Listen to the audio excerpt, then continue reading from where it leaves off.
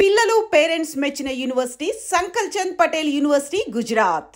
The moment the war started, the moment the action started, 7th రోజు DGMO ఆయన press conference చెప్పారు, మన వాళ్ళు అది వినలేదు. ఈ పవన్ ఖేరా కానీ జయరామ్ రమేష్ కానీ రాహుల్ గాంధీకి తెలియదు. DGMO said, I tried reaching out to my Pakistani counterpart, but he refused to take the call. So నేను చెప్పాను, ఆల్రెడీ మీ బేసిస్ ఇట్లా టెర్రరిస్ట్ బేస్ మీద అటాక్ చేశాను అని చెప్పంగానే okay we will respond with more force అని చెప్పి ఫోన్ పెట్టేశారంట. That's hotline actually, dial చేయక్కర్లేదు, ఫోన్ పికప్ చేస్తే ఆ ఇంట్లో రింగ్ అవుతుంది అది అట్లా. సో ఆ రెస్పాన్స్ అక్కడ ఆగిపోయింది, దాంతో ఫినిష్. కానీ మళ్ళీ పాకిస్తాన్ వచ్చారు బయటికి, మళ్ళీ వచ్చి మన మీద దాడి చేసి మనం రిటర్న్ దాడి చేశాం. సో మోదీ గారు ఎందుకు ఆపారు? మోదీ గారు ట్రంప్ మాట వినంగానే పడిపోతారు అట్లేం లేదు. మన సెల్ఫిష్ ఇంట్రెస్ట్ ఉంటుంది. ట్రంప్తో చేసిన డీల్ మనకు తెలియదు, బహుశా మోదీ ఇండికేట్ చేశారు అది. అంటే నెక్స్ట్ టెర్రరిస్ట్ అటాక్ చేస్తే they given us a free hand. Pakistan వైపు నుంచి ఆ పెహల్గామ్ లాగా, ఉరీ లాగా, లేకుంటే పుల్వామా లాగా ఏదైనా మేజర్ అటాక్ జరిగితే భారతదేశం ఏం కావాలంటే చేసుకోవచ్చు అని చెప్పి that is the assurance which US has given. Obviously చాలా మటుకు జయశంకర్ గారు కానీ, ప్రధానమంత్రి గారు కానీ, రాజ్నాథ్ సింగ్ గారు కూడా, అమిత్ షా గారు చాలా క్లియర్గా చెప్పారు, నెక్స్ట్ అటాక్ దిస్. ఇప్పుడు పాజ్ బటన్ వస్తామని, స్టాప్ బటన్ వస్తలేదు, it's on pause. So Trump చెప్పిన దానికి మోడీ గారు పడడానికి ఏం లేదండి. Trump is a transactional man, మనం అర్థం చేసుకోవాలి. రియల్ ఎస్టేట్ నుంచి వచ్చింది ఆయన, ఆయనకి పబ్లిసిటీ కావాలి, ఆయనకు డెస్పరేట్గా ఒక నోబెల్ పీస్ ప్రైజ్ కావాలి.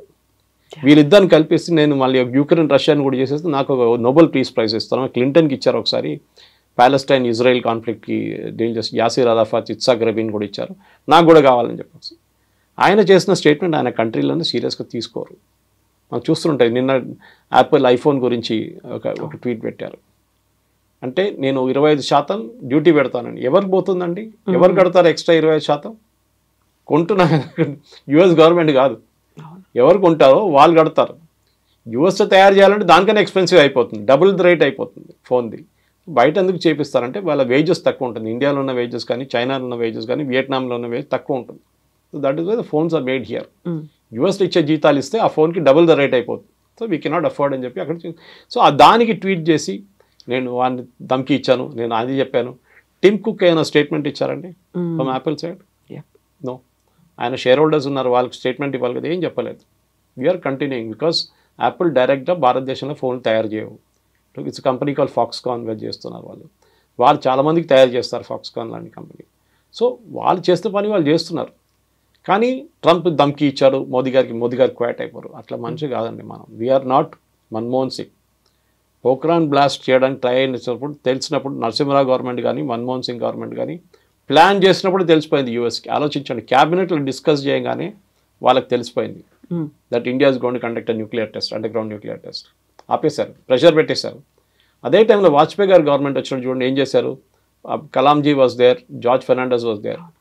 క్వైట్గా చేశారు, రాత్రిపూట పనిచేసి పొద్దున ఏం లేకుండా పెట్టేశారు, మొత్తం సాఫ్ చేసేసి మళ్ళీ రాత్రి పనిచేసి 3వ 4వ రోజులో we had a first test and after that 3 days తర్వాత ఇంకో టెస్ట్ చేసాం మనం. చేసాం కదా. సో ఇది ప్రాబ్లం అన్నమాట వీళ్ళది. సో వీళ్ళకి రాహుల్ గాంధీ లాంటి వాళ్ళకి చెప్పడానికి చాలా ఈజీ. ప్రెషర్ పెట్టారు దానికోసం ఆపేసామని చెప్పేసి. ఎన్నిసార్లు యూఎస్ మన మీద ప్రెషర్ పెట్టారు మనకే తెలుసు. షిమ్లా అగ్రిమెంట్ ఎవరు చేయించారండి? ఇందిరాగాంధీతోని, జుల్ఫికర్ అలీ భుట్టోతోని. దానికన్నా ఒక సంవత్సరం ముందు బంగ్లాదేశ్ లిబరేట్ చేసిన మనిషిని 1 year తర్వాత మొత్తం ఇచ్చిన ల్యాండ్లన్నీ మనం ఇచ్చుకోవాల్సి వస్తుంది, including Haji Pir. 1600 square kilometers we return to Pakistan Shimla అగ్రిమెంట్లో. ఎందుకు ఇచ్చారంటే స్ట్రాంగ్ లేడీ, ఐరన్ లేడీ, ఎందుకంటే యూఎస్ డిక్టేట్ చేశారు you have to give back this land అని చెప్పేసి. హాజీపీర్ అనేది చాలా పెద్ద హైట్లో ఉన్న మౌంటైన్. అది మన చేతిలో ఉంటే మన కార్గిల్ మనకే ఉంటుండే ఎప్పుడు దాకా. కానీ అప్పుడు కార్గిల్ జరిగిన వార్ జరగదు, కానీ వీ గేవ్ ఇట్ అవే, ఇచ్చేసాం. అది చేసి చాలా తప్పులు ఉన్నాయి అట్లాంటిది. అప్పుడన్నీ మనం చెప్పుకొని వస్తే చాలా యూఎస్ ఇంటర్ఫియర్ చేసింది. కేజీబీ ఇంటర్ఫియర్ చేసింది దానికన్నా ఎక్కువ ఉంది. కేజీబీలో మిట్రోకిన్ ఆర్కైవ్స్ చూస్తే మీరు, one of the spice who defected to US, his name is మిట్రోకిన్. ఆయన రాసిన ఒక పుస్తకం ఉంది మిట్రోకిన్ ఆర్కైవ్స్ అని చెప్పి. దాంట్లో ఓపెన్గా చెప్తున్నారు ఇందిరాగాంధీ క్యాబినెట్లో 3 మంత్రులు, union ministers were KGB spies. KGB కోసం స్పైయింగ్ చేస్తున్న మనుషులు. వాళ్ళు ఏ క్యాబినెట్ మీటింగ్లో ఏ నిర్ణయం తీసుకుంటే నెక్స్ట్ మినిట్ మాస్కోకి తెలిసిపోతుంది. You're talking the cold war days. ఆలోచించండి. సో మోదీ గారు ట్రంప్ చెప్పారని చెప్పి పడడం ఏం లేదండి. వీ విల్ ఎప్పుడు ఆపాలని మనకు తెలుసు. We cannot continue. మీరు బిలీవ్ చేయరు, ఆఫ్టర్ ద బంగ్లాదేశ్ వార్ మన కంట్రీ 4 సంవత్సరాలు బ్యాంక్రప్ట్ అయిపోయిందండి. ఏం చేయక్కర్లేదు, మీ ఇందిరాగాంధీ గారు చేసినట్లనే మోదీ గారు చెప్పాలి, సరే యుద్ధం కావాలన్నా మీకు ఒక డెఫినెట్గా చేయదు, ఒక పని చేస్తాను, రేపటి నుంచి పెట్రోల్ ప్రైస్లు 3 రూపాయలు పెంచేస్తాను, నాకు యుద్ధం నడిపించాలి కదా, డబ్బులు కావాలి కదా. అప్పుడు చూడండి, అప్పుడు మారిపోతుంది డైలాగ్. ఎందుకు యుద్ధం అవుతుంది, 3 రూపాయలు పెట్రోల్ నేను కట్టాను. So every war comes with a price అంటారు. హ్యూమన్ ప్రైస్ ఉంటుంది, బడ్జెట్ ఉంటుంది, ఈ రెండు ఉండాలి. ఎందుకంటే మిసైల్ ఫైర్ చేసిన ఒక్కొక్క మిసైల్కి ఎంత పడుతుంది, S-400 $1 million పడుతుంది. So you cannot afford it. So కావాలంటే నడిపిస్తాం, కానీ ఏమండి, what is the end? Russia Ukraine కొట్టుకున్నట్లు కొట్టుకుంటే పోతాం, వాళ్ళు మన మీద వేస్తారు, మనం వాళ్ళ మీద వేస్తాం, మళ్ళీ వాళ్ళు మన మీద వేస్తారు. చిన్నపిల్లల ఆట కాదు కదా. So you have to have that maturity. అదే మళ్ళీ రిటర్న్ అదే పాయింట్కి వస్తాను అనమాట. ఎమోషనల్ మెచ్యూరిటీ లేదు. ఏదైనా మన ఇంట్లో కూడా డిస్కస్ చేస్తున్నప్పుడు కూల్గా ఆలోచించాలి ఏదైనా కానీ. Something similar should be done when you're dealing with politics also. So ఇప్పుడు మనం పాకిస్తాన్ నుంచి ఇక్కడికి వచ్చిన వాళ్ళు అక్రమంగా ఉన్నారు, లేకుంటే వీసా గడువు ముగిసిపోయింది, ఇమ్మీడియట్గా వాళ్ళని పంపించేసాము ఒక డెడ్ లైన్ అనేది పెట్టుకొని. ఇప్పుడు అలాంటి గడువే మే 30 వరకు ఉంది. వివిధ దేశాల నుంచి అక్రమంగా మన దగ్గరకు వచ్చిన వాళ్ళు అథెంటిక్గా వాళ్ళు ఉంటే ఓకే, అదర్వైజ్ మీరు వెళ్ళిపోండి అనే మాట. ఇప్పుడు ఇక్కడ ఒక రకమైనటువంటి కాన్ఫ్లిక్ట్ ఏమైనా కనిపిస్తుందా? వివిధ దేశాల నుంచి వచ్చారు, అందులో చాలా వరకు రోహింగ్యాలు వీళ్ళంతా ఉన్నారు, అందులో వాళ్ళ మీద సర్జికల్ స్ట్రైక్ చేయాలి అనేటువంటి ఒక మాట కూడా గతంలో వినిపించింది. సో ఇక్కడ ఇంటర్నల్గా ఇంతమంది ఉన్నారు అనుకున్నప్పుడు డీల్ చేయాల్సింది ఎలా అంటారు? స్ట్రాటజీ ఎలా ఉండాలంటారు? మా యూఎస్ ఏం చేస్తున్నారండి, ఇల్లీగల్ వీసా పంపించేస్తున్నారు కదా అందరినీ. అలాంటిది మనం ఇప్పటిదాకా చేయలేదు కదా. చేయలేదు, అది ప్రాబ్లం. మన 140 కోట్ల మంది పాపులేషన్ ఉన్న దాంట్లో సుప్రీంకోర్టు మనం చెప్పారు, మనం ధర్మశాల కాదు ఇది. ఇదే రోహింగ్యాలు పాకిస్తాన్కి ఎందుకు వెళ్ళలేదండి? ఇదే రోహింగ్యాలు ఆఫ్ఘనిస్తాన్కి ఎందుకు వెళ్ళలేదండి? ముస్లిమ్స్ కదా వాళ్ళందరూ. సౌదీ అరేబియా తీసుకోవాలి ఉండే వాళ్ళని, యూఏఈ తీసుకోవాలండే, ఓపెన్ ఆర్మ్స్ ప్లీజ్ కమ్. ఖతార్లో వీళ్ళు టెర్రరిస్ట్ లీడర్స్ అందరూ అక్కడే కూర్చుంటారు. ముస్లిం బ్రదర్హుడ్ కానీ, ఐసిస్ కానీ, అల్ఖైదా కానీ, హమాస్ వీళ్ళందరూ ఖతార్ తీసుకోవాలండే, బహరీన్ తీసుకో, ఓపెన్గా యాక్సెప్ట్ చేయాలి. రండి మీరు రోహింగ్యా ముస్లిం, మాదే ముస్లిమ్స్, యూఆర్ సేమ్. వాళ్ళు తీసుకోకుండా భారతదేశంలో వచ్చి కూర్చున్నారు ఎందుకండి? నాకు అర్థం కాదు. అండ్ పంపిస్తే వీళ్ళేమో కాలిన్ గన్జాల్విస్ లాంటి వాళ్ళు సుప్రీంకోర్టుకి వెళ్ళి బోట్లో తీసుకెళ్ళి, అండమాన్లో తీసుకెళ్ళి థాయిలాండ్ దగ్గర పడేశారు, మయన్మార్ దగ్గర పడేశారు అంటున్నారు. మన దేశంలో ఇల్లీగల్గా వచ్చారు, మీరు లీగల్గా రాలేదు. UNHCR కార్డ్స్ ఇచ్చారు, United Nation Human Rights Commission, కానీ we are not a signatory to that commission. మేము యాక్సెప్ట్ చేయం. యాక్చువల్లీ ఇదే సుప్రీంకోర్టు 2 నెలల ముందు రోహింగ్యా పిల్లలకి అడ్మిషన్ ఫ్రీగా ఇవ్వాలని చెప్పి ఢిల్లీ స్కూల్స్కి ఆర్డర్ ఇచ్చారు. మన పిల్లలకి లేదు, ఇండియన్ పిల్లలకి ఆర్డర్ వాళ్ళు అసలు పట్టించుకోరు. రోహింగ్యా పిల్లలకి అడ్మిషన్ ఇవ్వాలని చెప్పి సుప్రీంకోర్టు, కానీ వాళ్ళ మాట తీర్పు అంతా మారిపోయింది ఎక్కడ? ఈ కాన్ఫ్లిక్ట్ మొదలైన తర్వాత. మన తమిళనాడు మన శ్రీలంక నుంచి ఒక శ్రీలంకన్ వచ్చింది, మనం పట్టుకొని జైలు వేసేసి ఉండే ముందే. ఫస్ట్ ఇల్లీగల్గా LTT మెంబర్ ఉండే, మళ్ళీ మన PMLA అంత PMLA కాదు, వాజ్ అండర్ నథింగ్ NSA. ఈ was arrested and put in jail in Tamil Nadu. Jail వేశారు, 10 సంవత్సరాలు జైల్లో ఉన్నాడు. ఇప్పుడు బయటకు వచ్చేయమంటున్నా అంటే నన్ను అక్కడ పంపేయకండి, నేను ఇండియాలో ఉండిపోతా అంటున్నాను. Supreme court sir nothing doing, next బోట్లో తీసి, నెక్స్ట్ ట్రిపుల్ చేసి, నెక్స్ట్ ఫ్లైట్లో తీసి పంపించేసాను ఇక్కడ. సో ఇది మన దేశం అండి. మన 140 కోట్ల మందిలో మినిమం క్యాల్కులేషన్ ప్రకారం, and this is not me, this as per news channels and మిగతా రిపోర్ట్ ప్రకారం మన దగ్గర 12 నుంచి 18 కోట్ల మంది ఇల్లీగల్ సిటిజన్స్ ఉన్నారు. నిన్న చూడండి హైదరాబాద్లో ఒక హాస్పిటల్ నుంచే బర్త్ సర్టిఫికెట్లు తయారు చేసుకున్నారంట, 18 దొంగ సర్టిఫికెట్లు. డెలివరీ ఎట్ హోమ్ అని చెప్పి ఇంకో 12 సర్టిఫికెట్లు తయారు చేసుకున్నారంట. ఎట్లా చేశారండి? Who are the certificate made for? ఎవరు వెనకాల ఉన్నారు? ఇక్కడ పిల్లలు పుట్టలేదు, మీరు ఎవరి కోసం తయారు చేస్తున్నారు? ఎందుకంటే అదే బర్త్ సర్టిఫికేట్ తీసుకెళ్ళి ఆధార్ కార్డు తయారు చేసుకుంటారు, దాని తర్వాత రేషన్ కార్డు తీసుకుంటారు, దాని తర్వాత ఓటర్ ID తీసుకుంటారు. 18 కావని. పుల్వామా జరిగిన తర్వాత, ఫస్ట్ అటాక్ జరిగిన తర్వాత తెలిసి పాకిస్తాన్లో ఉన్న వాళ్ళు అందరూ పంపించేసారు ఇక్కడ షార్ట్ టర్మ్ వీసాలు వచ్చిన వాళ్ళు. అప్పుడు తెలిసింది అక్కడి నుంచి పెళ్లి చేసుకొని ఇక్కడ వచ్చి 22 మంది వచ్చి ఇప్పుడు ఆల్మోస్ట్ వాళ్ళందరూ గ్రాండ్ మదర్స్ అయిపోయారు. ఆ ఇంట్లో 1200-1300 పిల్లలు ఉన్నారంట ఆ ఏరియాలంతా కలిసి. థర్డ్ జనరేషన్ కూడా వచ్చేసిందంట. ఆలోచించండి.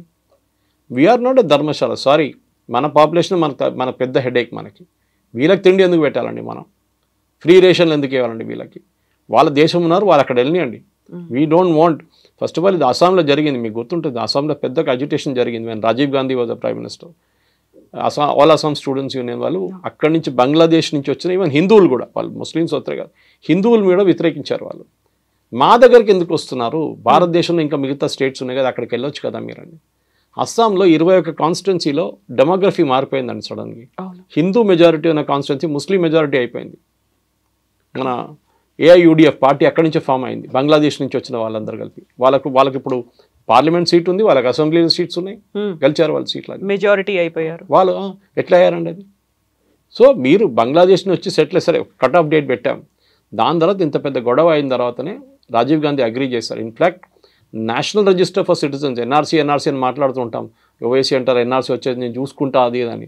ఇదే ఎన్ఆర్సీ అస్సాంలో ఇంప్లిమెంట్ చేశారు కండి. ఎవరు ఇంప్లిమెంట్ చేశారు? రాజీవ్ గాంధీ. అది ఎవరు చేయించారు? సుప్రీంకోర్టు. కంపల్సరీగా ఎన్ఆర్సీ పెట్టాలన్నారు. లిస్ట్ ఆఫ్ సిటిజన్స్ కావాలి మాకు, దీంట్లో లేని వాళ్ళు అందరూ పంపించేసాడు. అప్పుడు ఎవరో వచ్చి చెప్పారు, జాకీర్ హుసేన్ గ్రాండ్ సన్ కూడా ఈ లిస్ట్లో లేరు, ఆయన నాన్ రెసిడెంట్ ఇండియన్ కాదని చెప్పేసిన. Correct, Zakir Hussain was not. అది పెద్ద కాంట్రవర్సీ ఇంకోటి ఉంది. మన ఫస్ట్ ఈవెన్ ఇండిపెండెన్స్ మూవ్మెంట్ కూడా చూసి చాలామంది బయట నుంచి వచ్చిన వాళ్ళు మన దగ్గర మినిస్టర్లు అయ్యారు మన దగ్గర. సో దిస్ ఇస్ వాళ్ళు రోహింగ్యా ఇల్లీగల్స్, సింపుల్.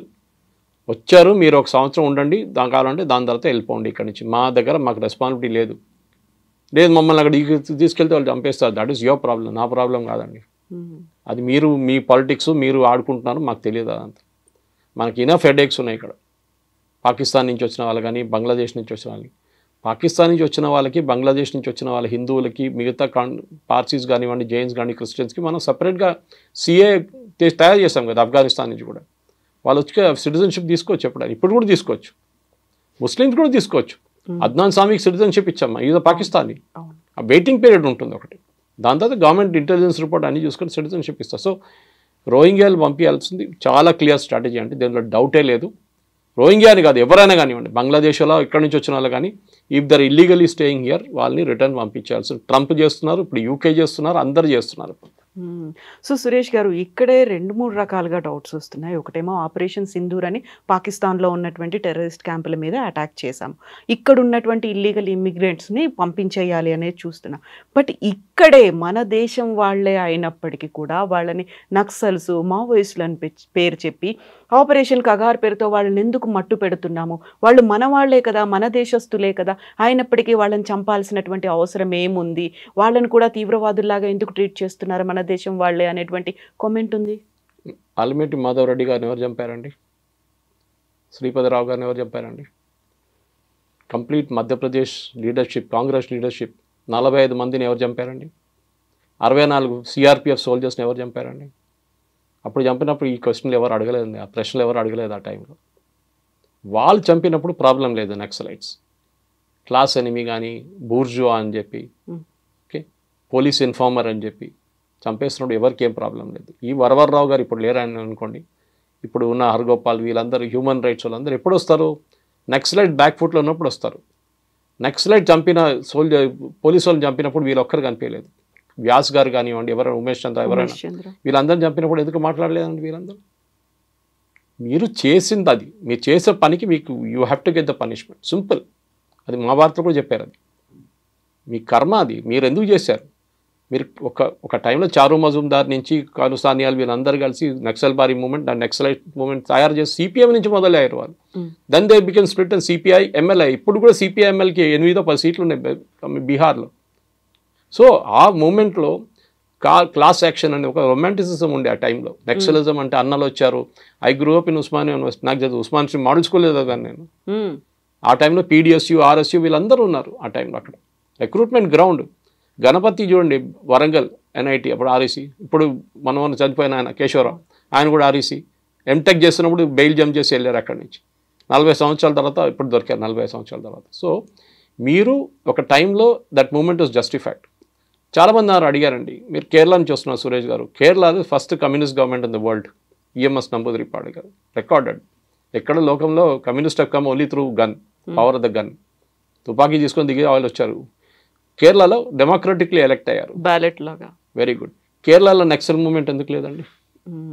ఎప్పుడైనా విన్నారా నక్సలైట్స్ కేరళ? అప్పుడప్పుడు 2-3 కనిపిస్తారు, అది కూడా తమిళనాడు సైడ్ నుంచి వస్తారు, వాళ్ళు చంపేస్తారు, అయిపోయింది. ఎందుకంటే problem started with land distribution.